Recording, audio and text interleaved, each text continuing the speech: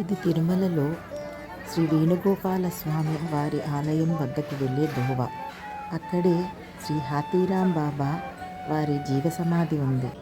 శ్రీ వేణుగోపాల స్వామి వారి దర్శనం చేసుకుని పక్కనే ఉన్న శ్రీ హాతీరాం బాబా వారి జీవ సమాధి వద్దకు వెళ్ళి మనము ధర్మబద్ధమైన కోరికలు ఏవైనా సరే కోరినవి తప్పక తీరతాయని చెప్పుకుంటారు.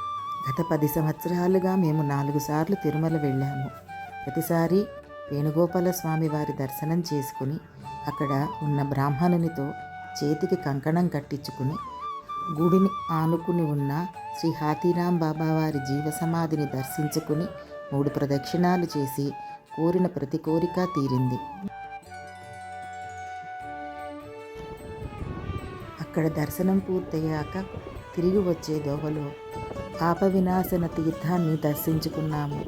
శ్రీవారి గర్భగుడి ఆనంద నిలయంలో ఒక స్వరంగం ఉన్నదని, రోజు ఉదయము స్వామివారి నిర్మాల్యము మొత్తము తీసి ఆ గర్భగుడి లోపల ఉన్న స్వరంగ మార్గంలో వేయగా అవి తిన్నగా వచ్చి పాప వినాశన తీర్థంలో కలుస్తాయని చెప్పుకుంటారు.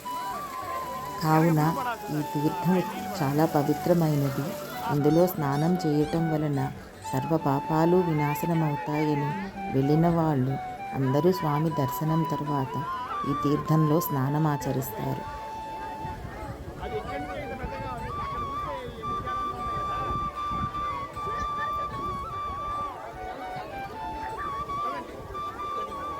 మా చిన్నతనంలో ఈ మెట్లు దిగి పాప వినాశన తీర్థంలో స్నానం చేయటానికి వీలుగా ఉండేది. ఇప్పుడు డ్యాము కట్టిన తరువాత భక్తులకు స్నానం ఆచరించటానికి వీలుగా ఈ పైపుల ద్వారా ఆ పాప వినాశన జలాన్ని అందిస్తున్నారు. స్నానము పూర్తి అయిన తరువాత అందరూ అక్కడున్న ఆలయంలో గంగమ్మ దేవతను మరి ఆంజనేయ స్వామిని దర్శించుకుని దీపారాధన చేస్తారు. పాపనాశనం సందర్శించాక ఇహ తిరుమల కిందకు దిగటం మొదలుపెట్టాము. ప్రతిసారి కలిగే భావన తిరుమల దిగేటప్పుడు చెమ్మగిల్లిన కళ్ళు, బరువెక్కిన గుండె.